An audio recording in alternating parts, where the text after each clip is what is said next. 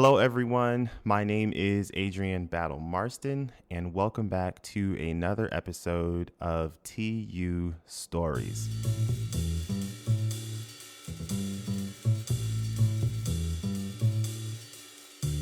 A couple of weeks ago, our partner in the Center for Student Diversity held a program that we felt was extremely valuable for us to spend some more time on unpacking. Dr. Kiwana Perriman invited a number of Black alumni back to our campus to share some of their stories, to provide their wisdom and some advice that they can pass off to some of our Black students. We felt as though it was important to unpack that a lot more because these stories are too valuable for us to not hear more of. Joining with us today, we have one of the panelists that will be joining with us this afternoon, and I'm going to give them a chance to introduce themselves. Thank you, Adrian, and thank you for inviting me to do this podcast. I'm so excited. My name is Linda Morris, and I am a member of the class of 1970.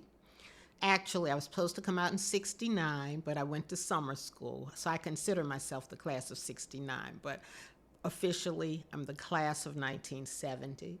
And currently, I am working. I'm still working. I retired from the federal government as the Equal Employment Opportunity Complaints Manager for the National Institutes of Health in 2003. And I've been working ever since I retired. All right. So now I work for a statistical research firm in Rockville, and I supervise at-home telephone data collectors who we do research for public policy. So thank you so much for being here.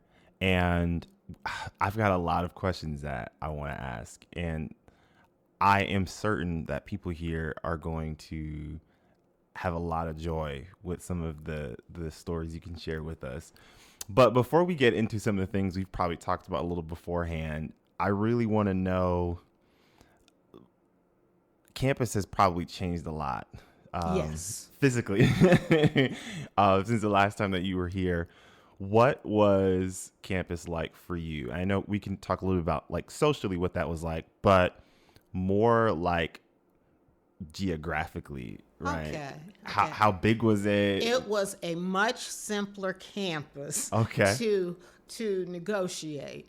We just had Stevens Hall, Van Bockelen, Burdick Hall was new. We had the gym, and there was a laboratory school, the Lyda Lee Tall School, that was here. And that was pretty much it. So we're only talking 4 to 5 buildings.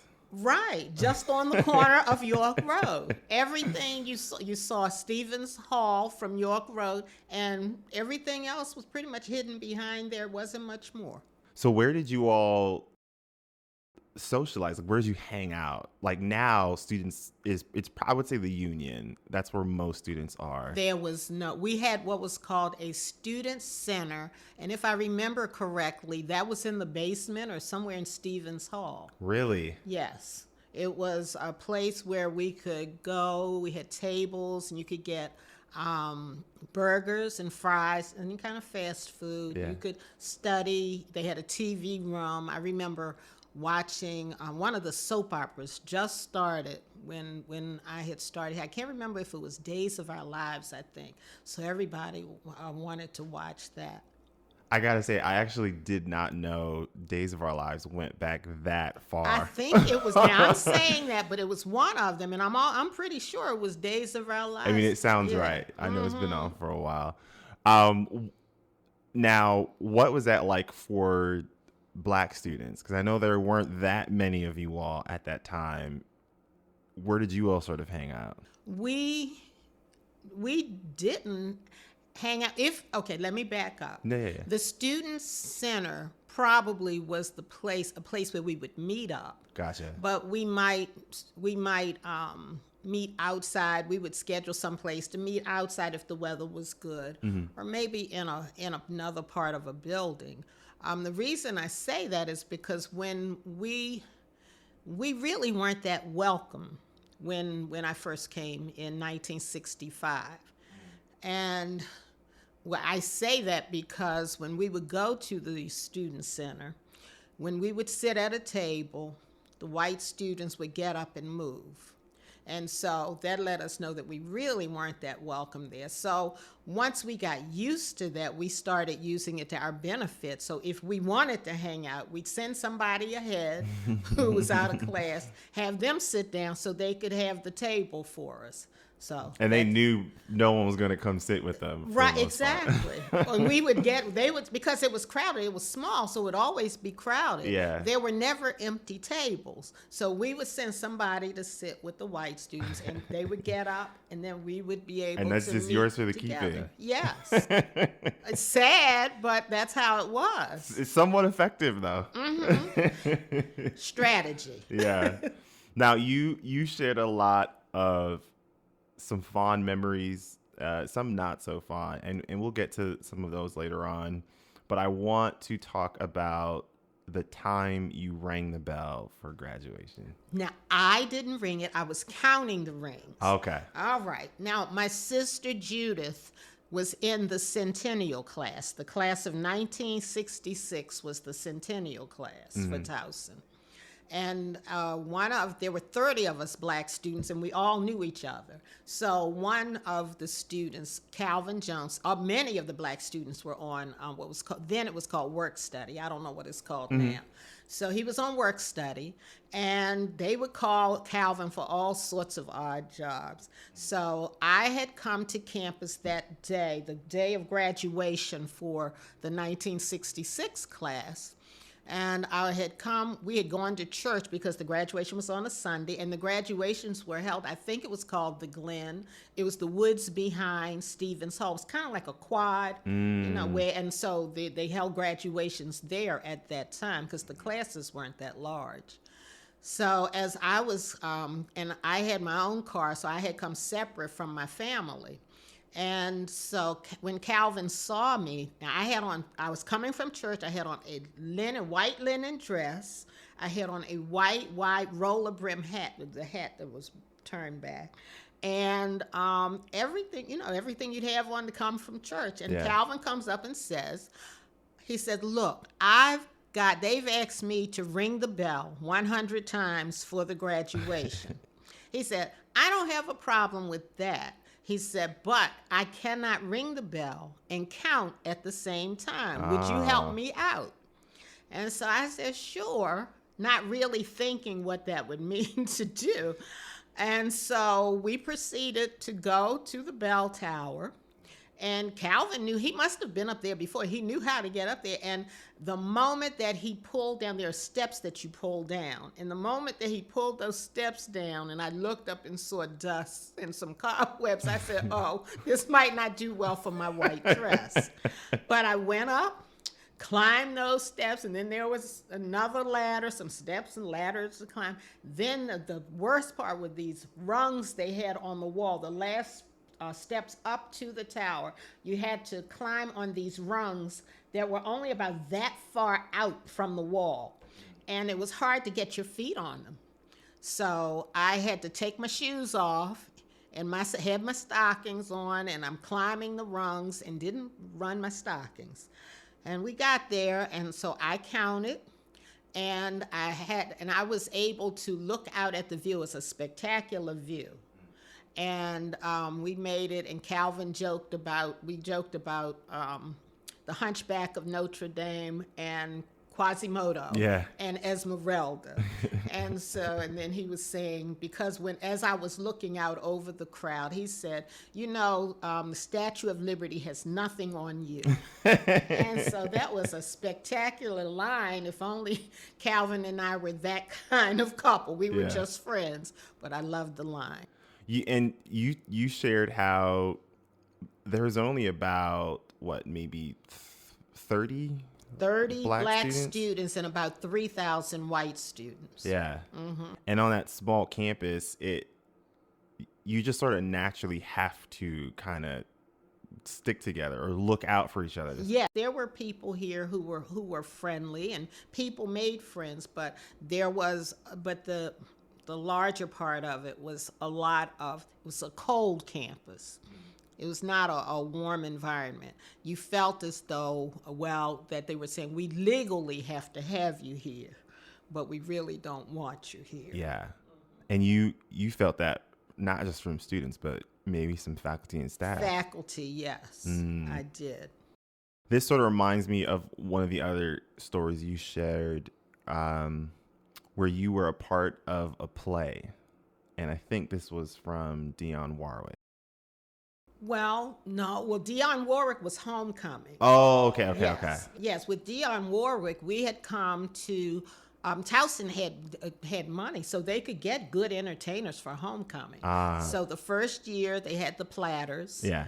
And that probably would have been 66 the first year I was here. But the second year, Dionne Warwick was the entertainer. And that was 67. And she wasn't just starting out, but she was just starting, I guess, to cross over. Got it. And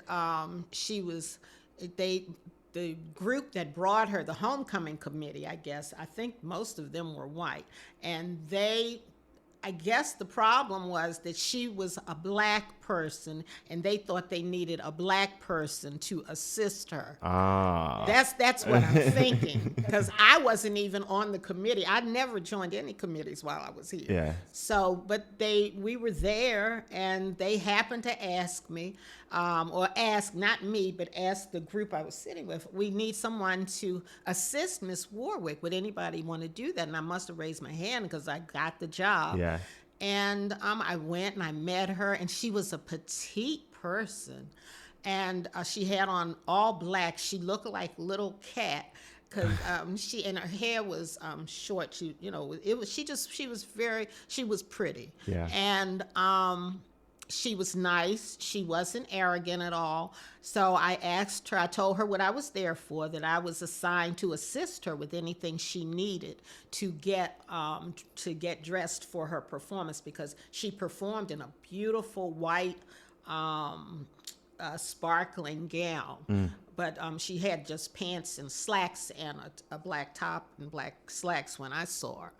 And she said she had everything she needed. She said, well, maybe I need water. So I had to find a pitcher of water. And that's all I had to do for her. Were you nervous at all? Or? I wasn't nervous. I think because in my head, in Baltimore, we had the Royal Theater. And I would be in the front row of the Royal Theater every Saturday, my girlfriend and I, all through high school.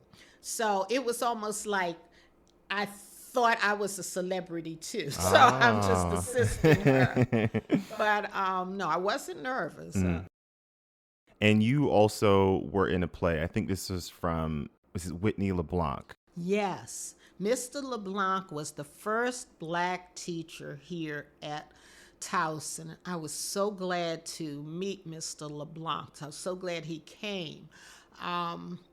He came here in the theater department, and I learned later that he was brought here by Dr. Richard Gillespie, who started the theater department. They had been classmates in Iowa when they were doing their graduate work. And Dr. Gillespie invited Mr. LeBlanc here to teach. And he thought it was time that Towson's faculty be integrated according to the information I received. And Mr. LeBlanc said he would come. But he was at Howard at the time. LeBlanc was at Mr. Howard. LeBlanc Okay. was at Howard. He had a position at Howard. So he left Howard University and came to teach here at Towson. So the first play that he put on was a play called And People All Around. And it dealt with the civil rights movement and the murder of the 3 young civil rights workers who were James Chaney, Andrew Goodman, and Michael Schwerner. They were killed in Philadelphia, Mississippi in June of 1964. And much like Emmett Till, the bodies weren't found till later. Yeah. And so the author of the play was George Sklar. And the plot of the play was reminiscent of the killings of these three civil rights workers. Now, I had a bit part in it. I had lines, but I had to scream. I had to learn to scream. It wasn't hard, but I did have a scream in the play. And my girlfriend from Morgan, Carol Matthews, I got her because Mr. LeBlanc couldn't find any other black students here who wanted to be in the play. One of the reasons was because you had to rehearse late. Now, I had a car, so that wasn't any problem for me. But if you were rehearsing late and depending on the bus line, you were in trouble. So a lot of people didn't bother with it because of that. But Carol and I think, and Howard Rollins, the actor who won, I think he won an Oscar for Soldier Story. He was nominated. He may not have won. I think he was nominated. And he was in it as well.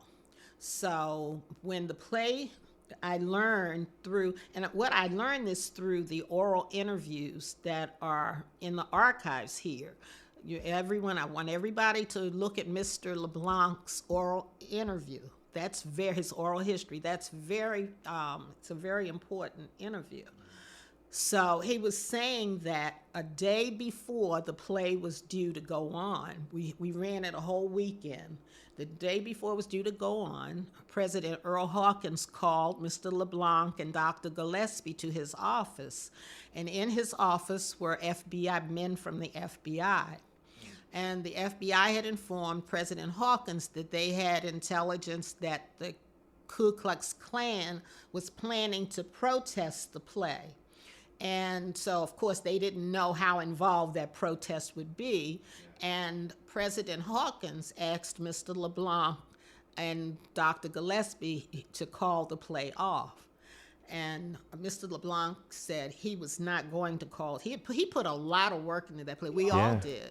So he said he wasn't going to do it. So we went on with the play, and unbeknownst to me or my girlfriend, the Klan protested outside, and there's an article in the Sun. It goes back to October 21st, 1966, about the Klan picketing Towson's play. It also mentions, for the people that are interested, that if I'm reading this correctly, students are throwing eggs at them. At the protest, yes, that's good. Yeah, and that has to be a frightening experience. I know many of you all probably weren't aware of it until maybe like the aftermath of it later on, but it does sort of touch on some of the hostility that you described. Yeah, now that I'm reading this, I'm not surprised. In fact, when I saw Mr. LeBlanc's interview, it validated everything, because for years I just went on thinking, well, maybe it was just me, because my sister didn't have the same feelings that I had about Towson. She said, she just said she couldn't remember anything bad. But as we talk, she does remember things. But when I saw Mr. LeBlanc's interview, I was so glad because it validated my experience. So I said, well, it wasn't just me. Yeah. Yeah. And you even shared, like I may not have had a lot of the maybe overt moments.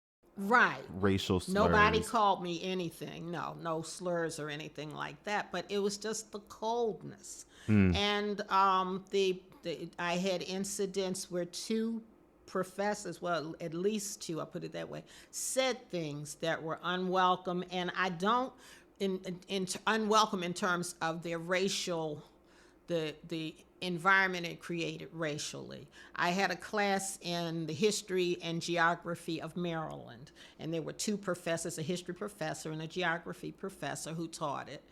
And one day in the class, the history professor said, I guess we were studying in Garrett County that day.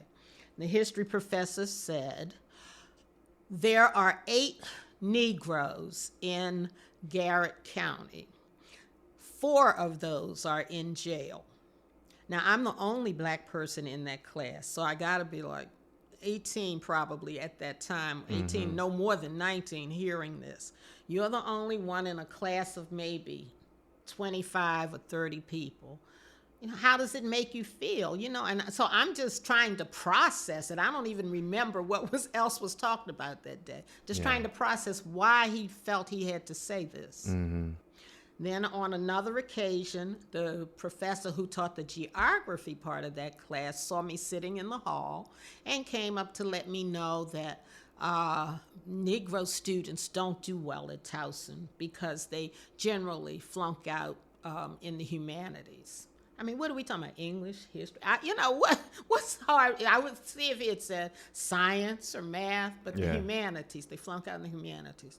So anyway, but I didn't pay attention to them because I was solid in my education. That's one good thing about segregation. I have to say, going to a segregated elementary school in a segregated community really gave me a good sense of myself. I grew up in Cherry Hill in a housing project. It was brand new at the time.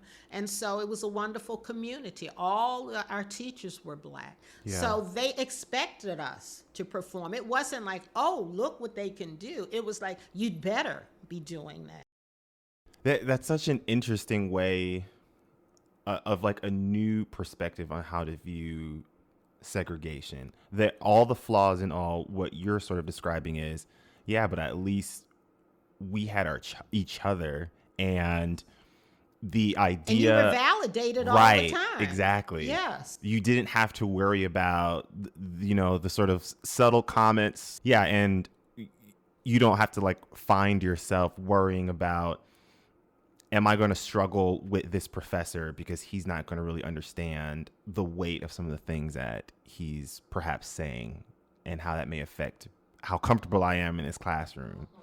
Yeah. Right. And so, but to survive Towson, thank God Morgan is nearby, because I had a car and I had girlfriends that I took to Morgan in the morning. There were 3 of us and my sister. I drove them to Morgan, then I would come to Towson, take my classes, and then I'd go back to Morgan. So my social life was at Morgan. Really? There was none here at Towson for me. Towson just was not a welcoming environment for Black students.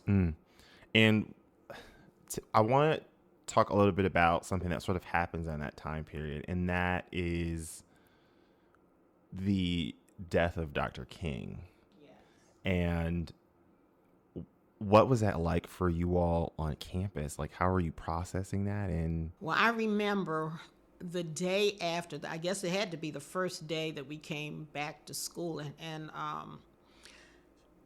I was in a criminology class. I remember very specifically a student, the professor was talking about the riots, and one student not stood up, but one male student raised his hand to say that he didn't understand why they would do this, tear up the city, he was referencing. Why would they do this when we give them training, we give them job opportunities? And I couldn't take it anymore after he got through. So, of course, I have never been shy. And I got up and I said, we have never asked you to give us anything. We just want what is due to us. And I think I walked out of the class. And I did fail. I failed the class, but not because of that. I failed because I wasn't going to classes like I should. And if I went to class, I wasn't doing the work like I should have.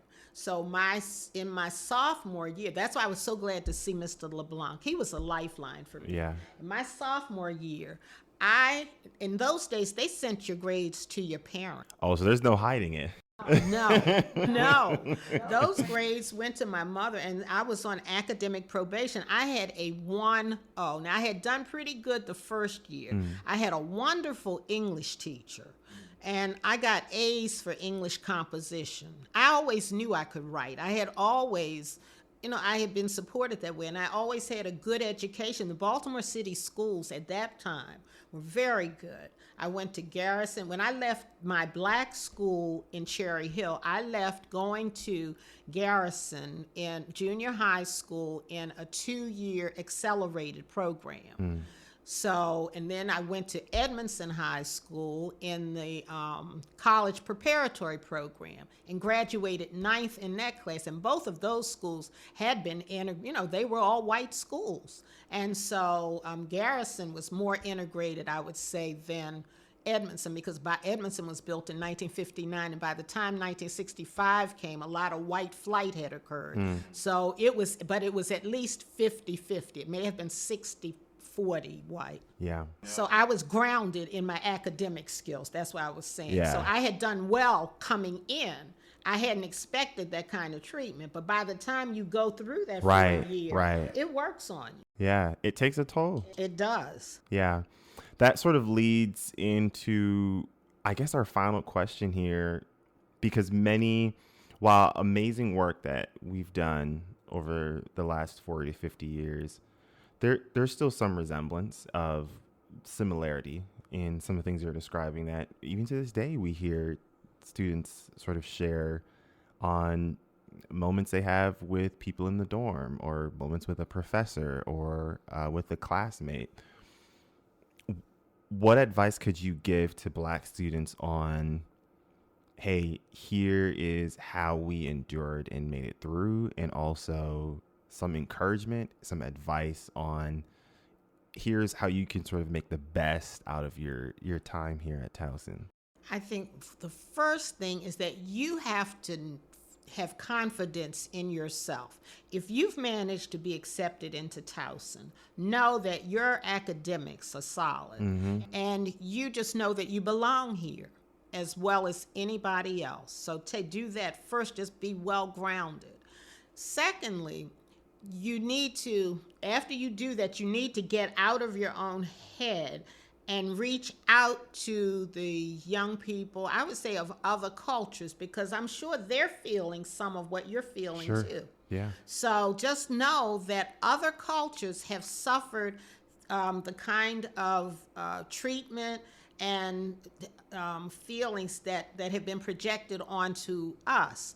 So reach out to the white students as well, because the world is such now that you have a global world, and you need everyone. You cannot afford to throw anyone away. And the sooner that the white students learn that, the better they'll be too. They can't afford to throw anybody away. They have to learn. We all have to learn how to get to work together. And that's not just a trite saying, it's true. Because if one segment falls down, then you have to spend more work to pick it up. So it's better to bring everybody along at the same time. Before we let you go, you have a book. Yes. Tell us, please. Well, the book was published in 2018. Okay. And I want to point out, it's not a vanity book. I didn't pay to publish this book. I wanted, because I have been writing all my life, and when I got out of school, I was doing freelance writing. I was writing for magazines. I had some things published in Essence. I think the first piece I had published was in December 1973. So off and on, I had been doing that. So I wanted to really go through the process of getting a book published, and it took 21 publishers to pick this book up. It's a small publisher, but he decided that the story was a good story, because it's the story of successful young black people. This book is about growing up in Cherry Hill. It's called Cherry Hill: Raising Successful Black Children in Jim Crow Baltimore. Yeah.